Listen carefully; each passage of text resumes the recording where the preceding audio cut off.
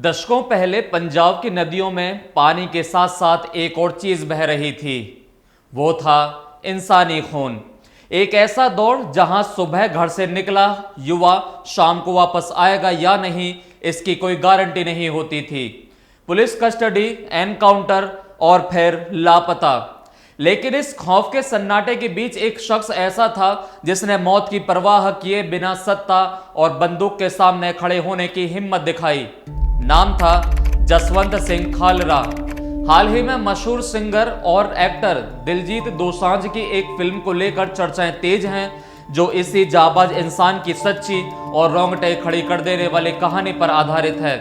आज की इस वीडियो में हम आपको बताएंगे कि आखिर जसवंत सिंह खालरा कौन थे, उन्होंने पंजाब पुलिस के किस काले राज का पर्दाफाश किया और कैसे एक दिन खुद उन्हें भी उसी खौफनाक अंजाम का सामना करना पड़ा जिसके खिलाफ वो लड़ रहे थे। वीडियो को आखिर तक जरूर देखिए, क्योंकि यह कहानी किसी भी इंसान की आंखों को नम कर देगी। नमस्कार, मेरा नाम है राज माहौर।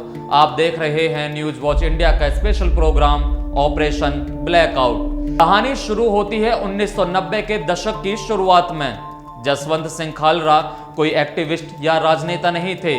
वो अमृतसर के एक बैंक में डायरेक्टर के पद पर काम करते थे। एक आम आदमी जो अपनी नौकरी और परिवार में व्यस्त था। लेकिन एक दिन उनके एक दोस्त अचानक लापता हो गए। अपने दोस्त को ढूंढते ढूंढते जसवंत सिंह खालरा अमृतसर के एक स्थानीय शमशान घाट पहुंचे। वहां उन्हें जो पता चला उसने उनके पैरों के नीचे से जमीन खिसका दी। शमशान घाट के रजिस्टरों को खंगालते हुए जसवंत सिंह को एक अजीब और भयानक पैटर्न दिखा।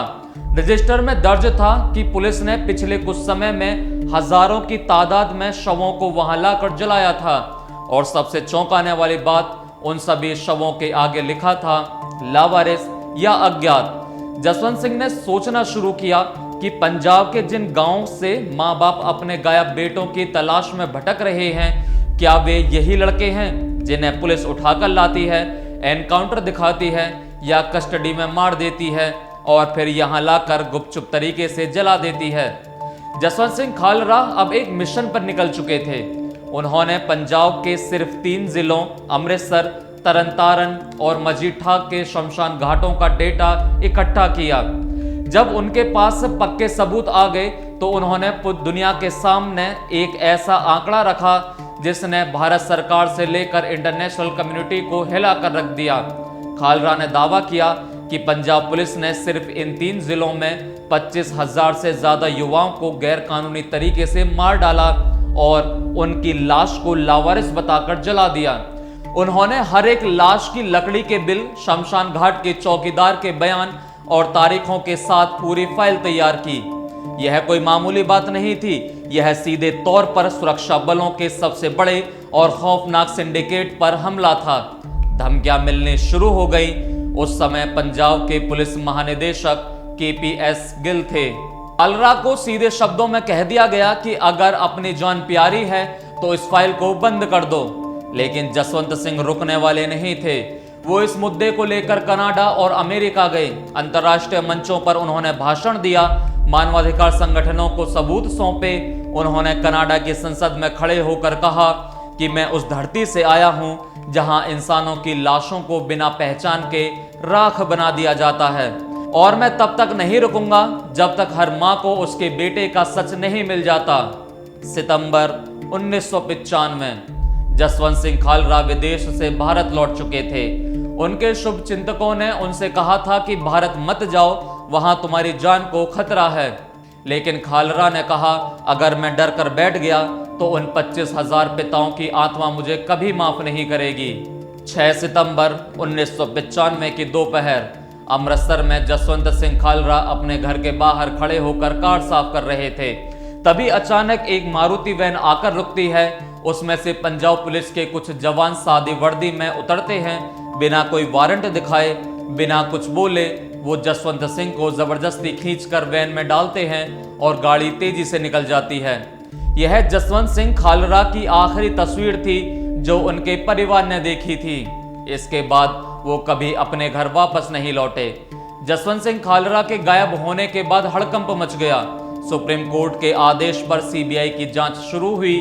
शुरुआत में पुलिस मुकरती रही कि उन्होंने खालरा को गिरफ्तार नहीं किया, लेकिन सालों बाद पुलिस के ही एक स्पेशल कांस्टेबल कुलदीप सिंह ने कोर्ट में सरकारी गवाह बनकर जो गवाही दी, उसने कोर्ट रूम में बैठे हर शख्स की रूह कपा दी। कुलदीप सिंह ने बताया कि खालरा को तरनतारण के झबाल पुलिस स्टेशन में रखा गया था। वहां उन्हें बदतर यातनाएं दी गईं, उनके नाखून उखाड़े गए, उन्हें पीटा गया, लेकिन इतनी प्रताड़ना के बाद भी जसवंत सिंह ने पुलिस के सामने घुटने नहीं टेके। चश्मदीद के मुताबिक अक्टूबर 1995 की एक रात बुरी तरह घायल हो चुके जसवंत सिंह खालरा को गोली मार दी गई।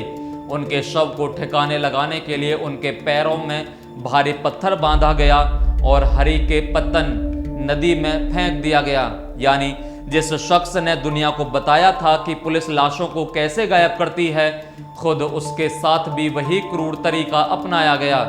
सालों की कानूनी लड़ाई के बाद साल 2005 और फिर 2007 में कोर्ट ने इस मामले में शामिल 6 पुलिस अधिकारियों को दोषी पाया और उन्हें उम्र कैद की सजा सुनाई।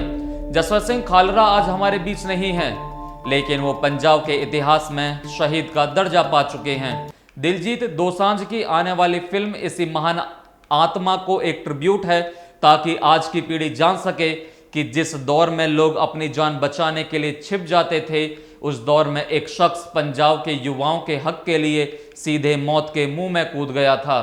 आपको जसवंत सिंह खालरा की वह बहादुरी और शहादत की कहानी कैसी लगी? क्या आपको लगता है कि ऐसे नायकों पर और फिल्में बननी चाहिए? अपनी राय कमेंट बॉक्स में ज़रूर बताएं।